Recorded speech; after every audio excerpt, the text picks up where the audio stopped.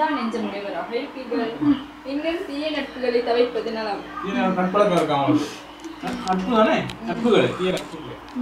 நீங்கள் விரும்பும் எல்லா பொருள்களும் உரிய நேரத்தில் கிடைக்கும். மற்றவரை சொல்லாலும் செயலாலும் புண்படுத்தும்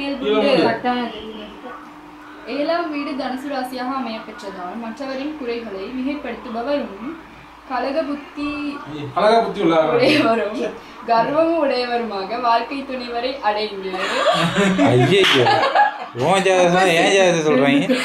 அவரால் உண்டாகும் இன்னல்களை தவிர்க்க போராடும் சூழ்நிலைகள் உங்களுக்கு உண்டாகும். மகர ராசி ஐயோ வீடியோ பண்றீங்களா? நீ நியூஸ் வாசிக்கிற ஸ்டைல வீடியோ பண்ற வாசி நல்ல தலை ஆட்டி ஆட்டி வாசிச்ச. எங்க மகர ராசி வேணும். மகர ராசி உங்கள் 8ஆம் வீடாக இருப்பதனால் சிறந்த அறிவாளியாகவும் புகழ் உடையவராகவும் நன்னடத்தியுள்ளவராகவும் திகழ்வீர்கள். விடாமுயற்சியும் துணிவும் பரந்த மனப்பான்மையும் உடையவராக இருப்பீர்கள். இலக்கிய துறைகளில் ஈடுபாடும் ஆழ்ந்த அறிவும் உண்டாகும். மேலதிகாரிகளின் அன்பையும் ஆதரவையும் பெறுவது நிச்சயம். வெளிநாட்டு தொடர்பும் உண்டாகும். விலை உயர்ந்த கலைப்பொருட்களை சேகரிக்க பணம் செலவு செய்யும் குணம் உள்ளவர். பெண்களுக்காகவும் பிறருடைய நிலம் சொத்து முதலியவற்றை தனதாக்கவும் கவனம் தற்பெருமைக்காகவும் பணவிரயம் செய்யும் மனப்பாங்கு முதலியவை உங்களுக்கு கிடையவே கிடையாது.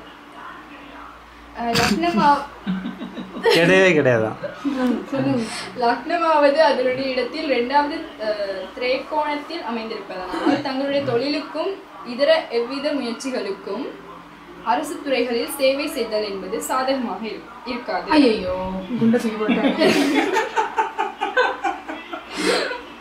தங்கள் முதுமை பருவத்திற்காக சேமிக்க வேண்டும் என்பதை மறந்துவிடலாம். சிறந்த நுண்ணறிவுடையவராக இருந்த போதிலும் தாங்கள் பெரும் செல்வ இழப்பை அடைவீர்கள். தங்களால் நன்மை அடைபவர்களை பற்றி தாங்கள் எப்போதும் விழிப்புடன் இருக்க வேண்டும்.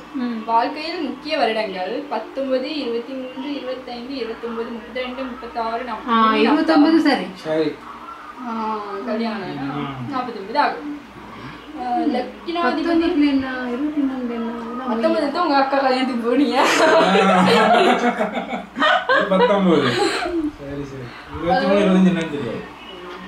லக்கினாதிபதி சுகஸ்தானமாக 4ஆம் பாவத்தில் இருப்பதன் காரணமாக பெருமைக்குரிய பாரம்பரியத்தினை நீங்கள் சேர்ந்தவர்கள். அழகு மிக்கவர். நீங்கள் அழகு மிக்கவர். பாரம்பரியத்தை நீங்கள் சேர்ந்தவர்கள் மற்றும் வாழ்க்கையில் முன்னேற வேண்டும் என்கிற லட்சிய ஆர்வம் உள்ளவர். உங்களது கடின உழைப்பினால் நீங்கள் செல்வ வளம் பல தேடுவதோடு அவற்றை இழக்காமல் பாதுகாத்துக் கொள்வீர்கள். தாங்கள் மற்றவர்களுக்கு இனிமையானவர் என்பதில் சந்தேகமில்லை. உங்களது இலட்சியங்களும் மற்றும் குறிக்கோள்களும் மிக தெளிவானவையாகும். தாய் மற்றும் தந்தையின் பாசத்தினை ஒரு சேர அனுபவிக்கும் பாக்கியசாலியாவே கிடைக்கவே இல்லை. நீங்கள் கவர்ச்சியான மற்றும் திடகாத்திரமான உடலமைப்புடன் விளங்குவதோடு மற்றவர்கள் முறையாக பழகும் பாங்கும் உடையவர்.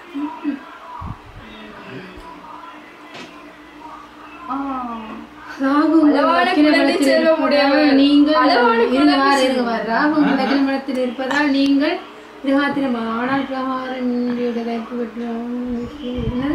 அளவான குழந்தை செல்வம் உடையவர். அளவானதான் சொன்னேன். லக்னாதிபதன் உச்சத்தில் நிற்பதனால் உயர்ந்த பதவிகளுக்கும் வாய்ப்பு உள்ளது.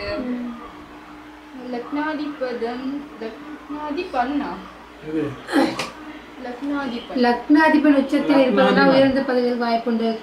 அது வந்து லக்னாதிபன் சொந்த ஸ்தலத்தில் நிற்பதால் மதிப்பும் அதிகாரம் உள்ள நிலைமையடைய வாய்ப்புள்ளது. லக்கணத்தை வியாழன் ஆளுவதால் எப்போதும் நல்ல ஆடைகளை உடுத்துவதற்கும் நல்ல வார்த்தைகளை பேசுவதற்கும் கவனம் செலுத்தவும். லக்னத்தை சனி ஆள்வதால் நன்மை உண்டாக வாய்ப்பில்லை. எனவே அசுத்தமான சுற்றுப்புறத்தில் இருந்தும் கெட்ட நண்பர்களிடமிருந்தும் விலகி இருப்பது நல்லது. ஆமா 6 விட்டு வந்துருச்சு தானே.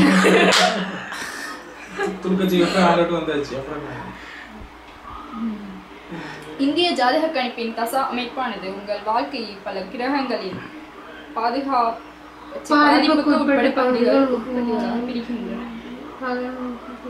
சாதாரணமா எதிர்பார்க்கக்கூடிய பலன்களை கீழே கொடுக்கணும். சிறு குழந்தைகளுக்கு பொருந்தாத பலன்கள். சுக்கிர திசை பாருங்க. வாழ்க்கை வாழ்வதற்கே என்று மனித விருப்பிற்கேற்ப சுபிட்சங்களை வாரி வழங்கும் சுக்கிர மகாதசையினை மாதரசியான தாங்கள் சந்திக்க காத்திருக்கின்றீர்கள். இந்த திசையானது தங்களது முந்தைய முயற்சிகளின்